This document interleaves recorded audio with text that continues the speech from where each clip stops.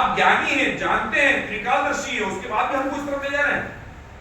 गुरु ने कहा जब आप मुझे जानते हैं कि त्रिकालदर्शी हैं, ज्ञानी हैं, तो आपको इतना विश्वास करना चाहिए कि जिस तरह से मैं जा रहा हूं तो मैं सुरक्षित हूं, तो मेरे निश्चित शिष्य भी सुरक्षित रहेंगे। तो आपने अविश्वास किया, जिन लोगों ने अविश्वास किया आप चले गए, तो कुछ शिष्य चले गए, चंद शिष्य बचे, वो भी कांप रहे थे, डर रहे थे, और निश्चित रूप से उनके मन स्थिति में वो भय बना हुआ। धीरे धीरे धीरे धीरे उस तरफ चलने लगे, शिष्यों के अंदर सुरगुनाहट बढ़ने लगी, उनकी वार्ता बढ़ने लगी। बोले गुरु जी तो निश्चित रूप से अब उम्र पा चुके हैं, अच्छी खासी उम्र ले ली है, 90 के पार हो चुके हैं, अभी तो उनको बहुत कुछ सीखना है, सिखाना है, चलिए अपन तो चल देते हैं, गुरु जी अकेले ले। और ऐसे करते हुए चंद शिष्य जो बचे थे वो भी पीछे से भाग गए। अब 2-3 शिष्य बचे थे, गुरुदेव पीछे मुड़ के देखे, बोले ज्ञानी थे, उनको क्या देखना है।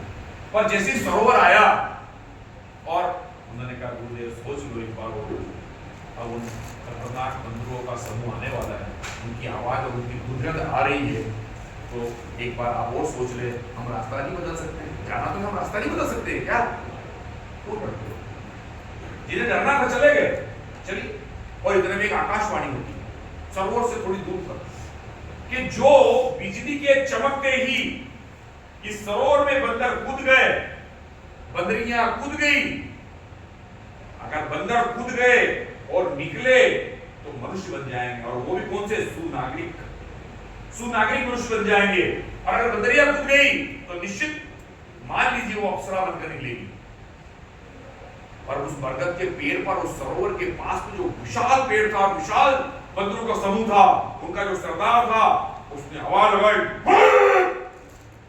किसी बंदर ने कूदने की हिम्मत अगर करी मेरे स्वजनों ने तो उन्हें यहीं मार दिया जाएगा। और सब मुखिया को कह दिया अलग अलग टोलियों में कि अपने बच्चों को संभाल ले, उद्दंडा न करे। सब लोग घबरा गए। न्याय की बात मानना हम लोगों की व्यवस्था होती है कई बार, पर एक नन्ही बंदरिया ने अपने पापा मम्मी को मना लिया, मुझे मरना तो नहीं, अगर मैं कूद गई, क्या आप नहीं चाहोगे मेरी प्रगति हो, मेरा विकास हो, मैं इस योनि से निकलूं? यदि मैं मर गई, कूद गई और अप्सरा बन गई तो गौरव आपका बढ़ेगा, और अगर मैं कूदी और कुछ नहीं बनी, मैं मर गई तो भी गौरव आपका बढ़ेगा कि किसी ने साहस तो किया। दोनों तरफ पिताजी आपका गौरव है, माताजी आपका गौरव है, और मेरा भी सम्मान है। माँ बाप मान गए, ठीक है बेटा, कोई बात नहीं, फिर संतान उत्पत्ति होगी, और जाएगी तो गौरव तो होगा।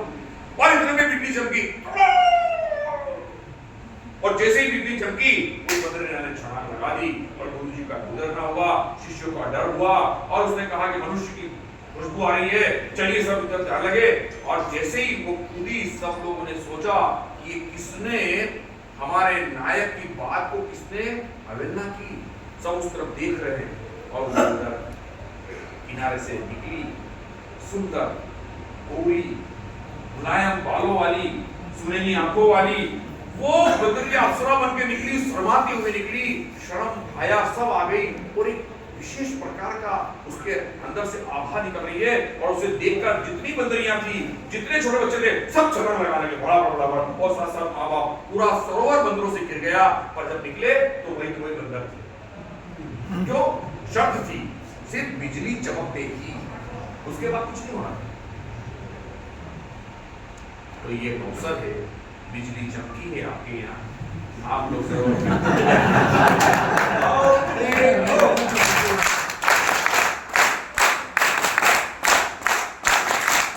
इस अवसर को हमने बुरा लिया है, हम कूद गए हैं, और निश्चित रूप से अब हम एक बहुत